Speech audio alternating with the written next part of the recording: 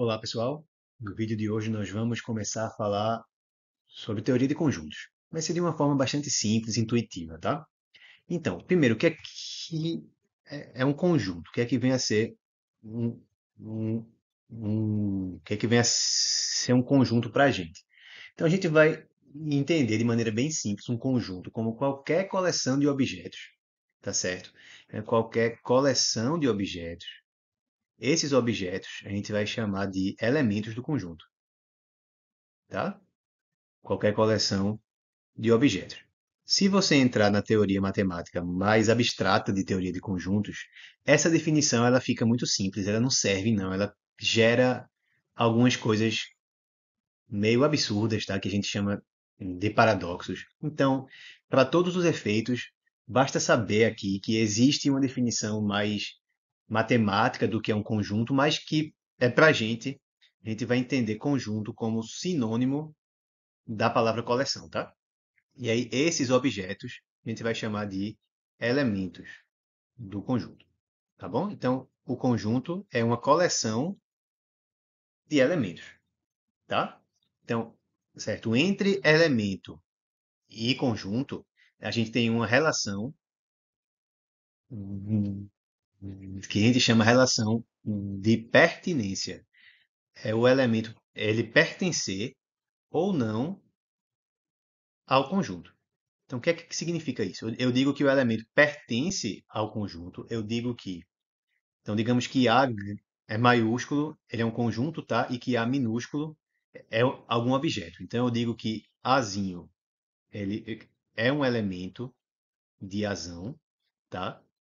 É, isso, significa que Azinho é um elemento de conjunto, que Azinho pertence ao conjunto. É assim que a gente lê isso, tá? Azinho pertence ao conjunto A, certo? Então, esse símbolo matemático aqui, a gente lê ele como a palavra pertence, certo? Essa aqui é a relação de pertinência. Ela é entre elemento, certo? E conjunto. Beleza, né? Maravilha. Então, dizer que Azinho, que ele pertence a A, significa que o objeto Azinho é um elemento, é um dos objetos que está na coleção A, tá certo? Que está no conjunto A. Quando A não for um objeto da coleção, quando A não for um elemento do conjunto, aí a gente escreve assim: Azinho não é um elemento de A, certo? Ou a gente também pode ler isso como Azinho não pertence, certo? Não pertence ao conjunto A. Pronto, maravilha, né? Em geral, quando a gente tem alguma notação matemática, se a gente quer fazer a sua negação, basta passar um traço assim, que nem a gente fez aqui, tá? Então, se não coloca o traço assim na diagonal, significa que o Azinho é um elemento de A, que ele realmente pertence ao A. Se a gente coloca um traço, a gente risca assim na diagonal, que nem a gente fez aqui embaixo, aí a gente está negando o que a gente falou em cima. Então é que o azinho não é um elemento de A, que o azinho não, certo? Não pertence a A, tá bom? Então, a notação que a gente costuma usar em geral é essa. São letras minúsculas para se referir a elementos, que nem a gente fez aqui, ó, uma letra minúscula para se referir a um elemento e uma letra maiúscula para se referir a algum conjunto. Em geral é assim, não é nenhuma regra isso, tá? Tem situações em que a gente faz diferente, mas em geral é assim. Então vamos continuar aqui o vídeo com algumas formas de a gente representar conjuntos. Por exemplo, vamos considerar o seguinte conjunto. O conjunto das vogais. Tá? O conjunto das vogais. A gente pode representar isso de algumas maneiras. Uma forma é o que a gente costuma chamar de diagrama de Venn. Diagrama de Venn, diagrama de Venn, ele é um, como se fosse alguma região do plano, certo? Aqui, que engloba todos os elementos do nosso conjunto. Então, se é o conjunto das vogais, se Azinho, se esse A, desculpa, se esse A grande aqui é o conjunto das vogais, então dentro dessa região aqui que está delimitando o que pertence a A, eu escrevo as vogais. Então eu escrevo A, E, I, O e U. Ok? Então aqui eu estou listando todos os elementos do conjunto A dentro desse diagrama, que é chamado diagrama de Venn, certo? Uma outra forma de representar algum conjunto é por uma propriedade comum, por uma propriedade comum a seus elementos. Como assim? Bem, a gente podia representar esse conjunto por extenso, assim, a gente podia dizer que A é o conjunto dos elementos x, tais que x é vogal. Essa é uma forma. Esses dois pontos que aparecem aqui, a gente lê dessa forma que eu falei, tá? Tais que. Tá? Então, isso aqui está dizendo o quê? Está dizendo que o conjunto A é o conjunto que tem os elementos que são as vogais. Então, qualquer x que seja vogal é um elemento do conjunto.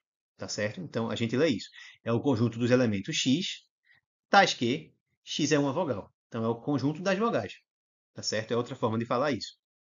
Esses dois pontos que a gente colocou aqui também podiam ser escritos da seguinte forma: x, uma barra, x é vogal. Essa barra também significa tal que, beleza? Também significa tal que. Então eu podia dizer isso assim ou assim, com a barra ou com esses dois pontos aqui em cima, tá bom? E a última forma, que é a forma que, certo? Tanto essa forma aqui quanto essa última forma que eu vou escrever agora são formas extensivas. Então a gente vai ter que listar todos os elementos, certo? Então a última forma de descrever o conjunto é listando seus elementos, certo? Seus elementos entre chaves. Sempre entre chaves. Para falar de conjuntos, os elementos sempre ficam entre chaves. O que é uma chave? Bem, são esses símbolos aqui. Ó. Essa chave aqui abre o conjunto e essa chave fecha. Então, se é o conjunto das vogais, então A eu posso escrever assim. Abre a chave para indicar que eu iniciei a listar os elementos do conjunto. E eu coloco A, E, I, O e U. E aí pronto, tenho todos os elementos do conjunto, listei todos eles. É claro que se o conjunto tiver muitos elementos, tiver, sei lá, 200 elementos, vai ser muito trabalhoso e muito tedioso listar todos eles, seja dessa forma, quanto listar dessa forma aqui. Então, se por acaso a gente souber alguma propriedade que todos os elementos desse conjunto precisam satisfazer, é muito mais simples, é muito mais prático descrever esse conjunto dessa forma aqui, tá? Então, em geral, a gente tem três maneiras de representar algum conjunto. Por meio de um diagrama de Venn, que é uma região plana dessa aqui, em que a gente delimita tudo que está dentro aqui é um elemento de A, tudo que está dentro aqui pertence ao conjunto A. Listando seus elementos entre chaves, eu escrevo o conjunto é igual a, abro a chave, listo todos os seus elementos e aí fecho a chave. Só que a forma mais econômica de fazer isso, especialmente se houver muitos elementos, é usar alguma propriedade que é comum a todos os seus elementos. No caso aqui é o conjunto das vogais. Então eu escrevo é o conjunto A, que é igual a. Abro chave, sempre tenho que abrir chave para descrever conjunto. É o conjunto dos elementos x, que tem a seguinte propriedade, que são tais que x é vogal, certo? Esses dois pontos, ou essa barra em pé aqui na vertical, significam isso. Os elementos de x têm a seguinte propriedade, que vai vir a seguir. Todo elemento de x tem a propriedade de que é vogal. Tanto faz aqui em cima como aqui embaixo. Beleza? Então, essa é a nossa primeira aula sobre conjuntos, para a gente aprender como representar a eles o que é um conjunto de maneira mais intuitiva. A gente vai tratar conjunto como qualquer coleção de objetos. A gente falou da relação de pertinência. Na próxima aula a gente continua, certo? Com um exemplo para a gente falar mais um pouco sobre o que é que significa um elemento ele ser ou não um elemento de um conjunto. O que é que significa que ele pertença ou não a um conjunto, tá certo? Então espero que vocês tenham gostado, tá bom? Um grande abraço e até a nossa próxima aula.